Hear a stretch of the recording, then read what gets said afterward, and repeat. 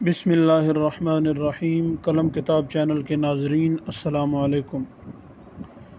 سورہ احزاب کی آیت نمبر 72 جسے آیت امانت کہا جاتا ہے، اس کی آج ایک بالکل نئی اور اچھوتی تفسیر پڑھنے کا موقع ملا، ایسی تفسیر جس کی طرف اس سے پہلے کے مفسرین تقریباً نہیں گئے۔ بلا شبہ فرمان الہی حق اور سچ ہے۔ اللہ کریم فرماتا ہے وَفَوْقَ كُلِّ ذِي عِلْمٍ عَلِيمٍ کہ ہر علم والے سے اوپر ایک علم والا ہے۔ تو یہی جدید تفسیر آج آپ کے گوش گزار کرنا چاہتا ہوں۔ ناظرین کرام، اللہ کریم ارشاد فرماتا ہے اِنَّا عَرَضْنَا الْأَمَانَةَ عَلَى السَّمَاوَاتِ وَالْأَرْضِ وَالْجِبَالِ فَأَبَيْنَ أَن يَحْمِلْنَهَا وَأَشْفَقْنَ مِنْهَا وَحَمَلَهَا الْإِنسَانُ إِنَّهُ كَانَ ظَلُومًا جَهُولًا۔ اس آیہ مبارکہ کی تشریح اور عام تفسیر یہ ہے کہ اللہ پاک نے اپنی امانت زمین و آسمان کے سامنے پیش کی۔ سب نے اس امانت کو لینے سے انکار کر دیا، لیکن انسان نے یہ امانت اٹھا لی، اس لیے کہ وہ ظالم بھی تھا اور جاہل بھی۔ اس تفسیر پر کئی سوال جنم لیتے ہیں۔ ایک سوال تو یہ پیدا ہوتا ہے کہ زمین و آسمان میں یہ جرأت کیسے پیدا ہوئی کہ وہ ارشاد خداوندی سے انکار کریں۔ ایک طرف تو قرآن مجید میں زمین و آسمان اور کائنات کے بارے فرمایا وَلَهُ أَسْلَمَ مَنْ فِي السَّمَاوَاتِ وَالْأَرْضِ، سورہ آل عمران آیت نمبر 83، فرمایا کہ زمین و آسمان کی ہر شے اس کے حکم کے تابع ہے۔ تو ایک طرف ہر چیز کو تابع کہا جا رہا ہے اور دوسری طرف زمین و آسمان کے اللہ کے حکم کا انکار کرنے کا یہ واقعہ، آخر اس تضاد میں تطبیق کیسے پیدا ہوگی؟ پھر دوسرا یہ سوال بھی پیدا ہوتا ہے کہ جب ساری کائنات کے انکار کے بعد اس امانت کو انسان نے قبول کیا تھا اور اٹھایا تھا، تو پھر اسے ظالم اور جاہل کا تمغہ کیوں عطا ہوا؟ ایک تو یہ تمام مخلوق کی رد کردہ امانت کو اٹھائے، اور دوسرا بجائے اس کی تحسین کرنے کے اسے ظالم اور جاہل کا لقب بھی دیا جائے۔ کیا اللہ کے حکم کی تعمیل کا صلہ یہی بنتا ہے؟ اب سوال یہ پیدا ہوا کہ پھر عام مفسرین اس تشریح کی طرف کیوں گئے اور انہوں نے یہ تفسیر کیوں لکھی؟ تو عام مفسرین سے یہ بات اس لیے سرزد ہوئی کہ انہوں نے لفظ حملہ کی پوری تحقیق نہیں کی۔ حملہ کے معنی عموماً اٹھانا کے ہوتے ہیں اور یہی عام مفسرین نے یہاں پر مراد لیے ہیں، لیکن حملہ کا ایک معنی خیانت کرنا بھی ہوتا ہے۔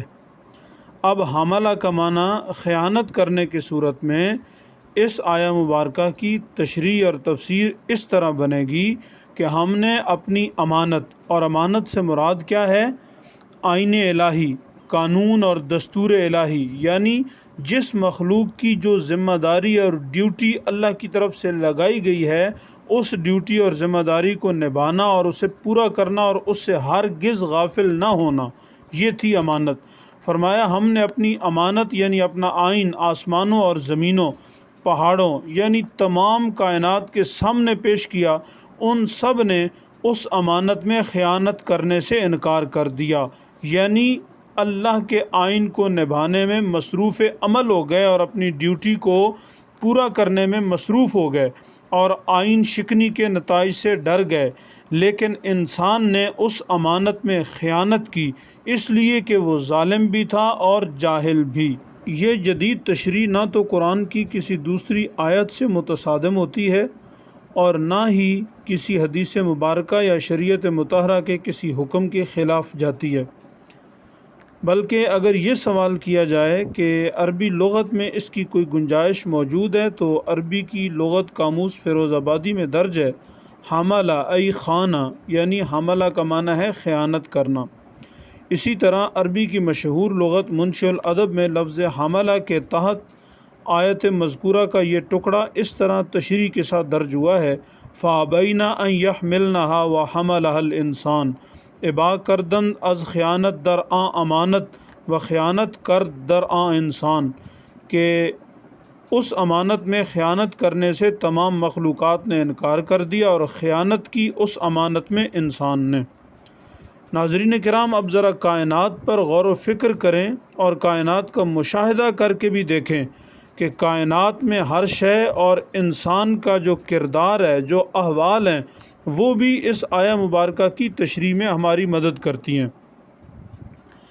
کائنات میں افلاک سے لے کر زمین کی تہوں تک ہر مخلوق اپنی ڈیوٹی اور اپنی ذمہ داری میں مصروف ہے اور ایک سیکنڈ کی غفلت کا بھی شکار نہیں ہوتے۔ کبھی سورج چاند اپنے آنے جانے میں غافل ہو کر وقت سے پہلے یا دیر سے آئے ہوں، کبھی بھی ایسا نہیں ہوا۔ کبھی درخت غافل ہو کر آم کی جگہ انگور اگا کر لے آئے ہوں، کبھی ایسا نہیں ہوا۔ یا پھر کبھی خربوزے کی بیل کے ساتھ تربوز اگائے ہوں، ایسا بھی کبھی نہیں ہوا۔ علی ھذا القیاس ہر چیز اپنا کام کرنے میں مصروف عمل ہے۔ اگر اپنی ذمہ داریوں سے غافل ہے تو حضرت انسان، اسی لیے ظالم اور جاہل کا لقب دیا گیا۔ جی ناظرین، تو آپ کو ہماری ویڈیو کیسی لگی؟ اپنا فیڈ بیک ضرور دیں۔ ہمارے چینل قلم کتاب کو سبسکرائب ضرور کریں، ویڈیو کو لائک اور شیئر کرنا مت بھولیے۔ السلام علیکم ورحمۃ اللہ۔